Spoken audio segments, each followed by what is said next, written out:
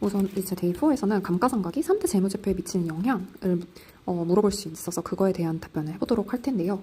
추가적인 질문으로는 비현금성 비용인 감가상각이 왜 캐시 밸런스에 현금 거기에 영향이 될까? 그리고 우리가 알고 있는 이 손익계산서에 또 어디에 확실히 나타나는지 이런 부분들이 물어봐줄 수 있습니다. 그래서 우선 기본적인 개념부터 이야기를 하자면 감가상각이란 자산의 사용 기간에 걸쳐 비용을 인식하는 회계 처리 방식을 말하죠.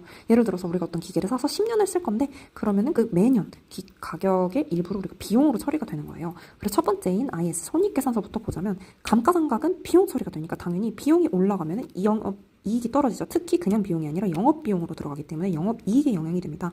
결과적으로는 우리가 말하는 이 순이익이 떨어지게 되고 그리고 참고로 당연히 소득이라고 하는 과세소득도 낮아지게 되는데요. 이 부분에 대해서는 아래 조금 더 설명을 해보자면 영업이익 그리고 세전이익, 과세소득 이거 다 우리가 어떤 플러스적인 어떤 그런 기업의 이익적인 요소들이잖아요. 그런데 여기서 말에서 좀 다른 걸 알 수 있듯이 영업이익, 세전이익은 회계 개념이고 과세소득은 세법 개념입니다. 이거는 나중에 또 다른 테크니컬 질문에서 나올 수 있어서 같이 다루도록 하겠습니다.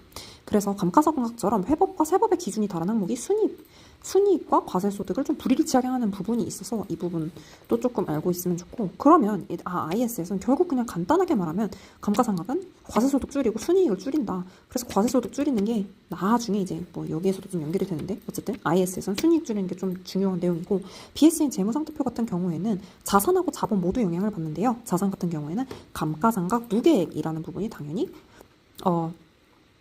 누계액이 이제 커지게 되면은 고정자산인 넷 PPNE가 낮아지고 그럼 순자산가치 당연히 낮아지겠죠. 이거 플러스여야 됩니다. 그리고 자본도 이익잉여금이 감소하게 됩니다. 이익잉여금은 뭐라고 했죠? Retained Earnings라고 해서 우리가 영업활동으로 벌어들인 이익이라고 했잖아요. 그래서 감가상각으로 감소한 순이익만큼 이 자본도 감소하게 됩니다. 그래서 자산과 자본 모두 영향을 받는 게 BS.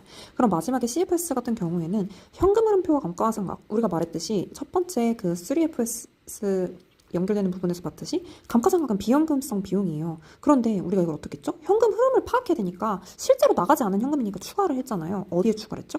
OCF, 즉 Operating Cash Flow에다가 추가를 했었죠. 그래서 비용이 추가된다는 거는 이익이 감소된다는 말이고 이익이 감소된다?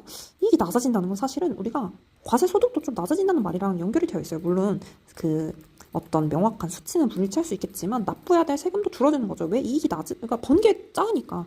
근데 여기서 중요한 거는 절감된 세금만큼 현금이 유보된다는 점인데요. 우리가 이거를 전문용어로 tax shield라고 얘기를 합니다. 그래서 사실 세금을 덜 낸다는 거는 현금을 보존할 수 있다는 거. 그러면 기업이 현금을 더 잘 창출할 수 있기 때문에 기업 가치가 상승되는 요인으로 나중에 모델링에서도 중요한 내용으로 나옵니다. 참고로 tax shield는 비용 항목 감가상각 같은 애 플러스 곱하기 세율 이렇게 해서 계산이 되고